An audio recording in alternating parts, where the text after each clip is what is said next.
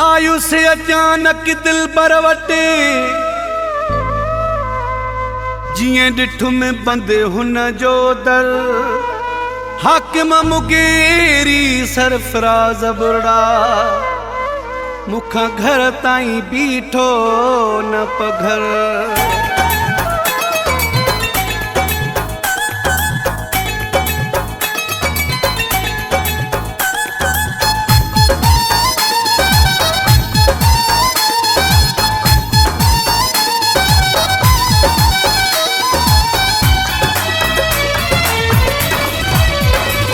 आयसो में दरखी दिसी दिले थी दुखी आयसो में दरखी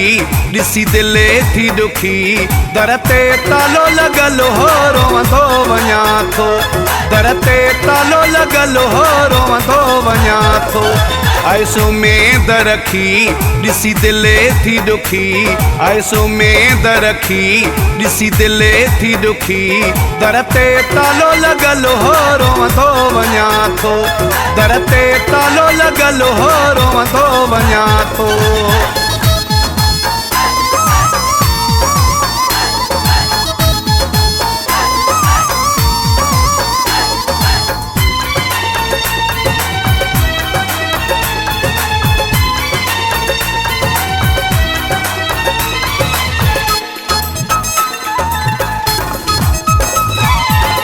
पेर जमी व्या मुंहिंजा दर बंद डिठो मूं शुरू थी व्या ही सोडे का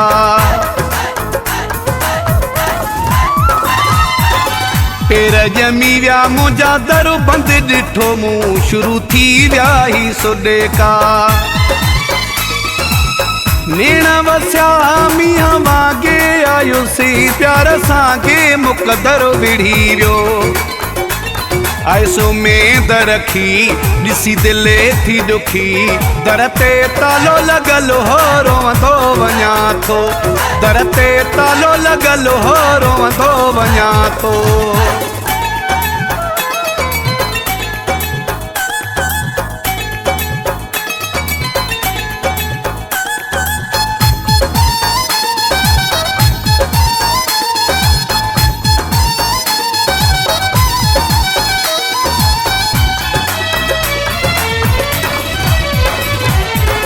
लाए लगाए खुशू पैजूं हवाले हुन नाले कयूं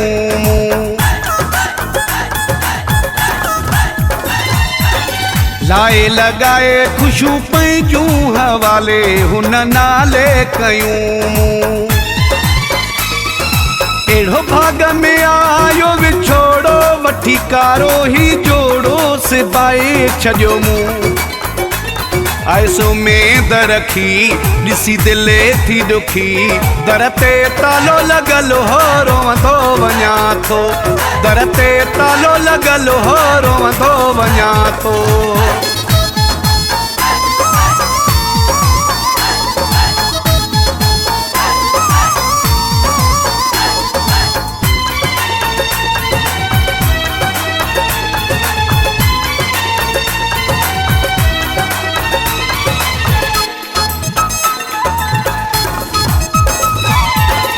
मुनीर कल्होड़ा दिल पर रखे गोलियां दिल दर दर थोरो लिया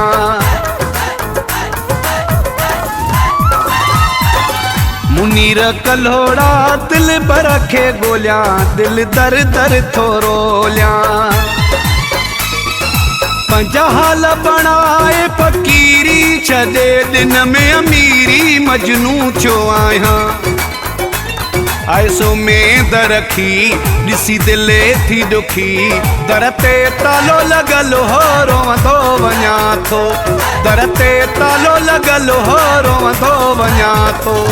आयसो में दरखी दिसी दिले थी दुखी आयसो में दरखी दिसी दिले थी दुखी दरते तालो लगल हो रोवंदो वञा थो दरते तालो लगल हो रोवंदो वञा थो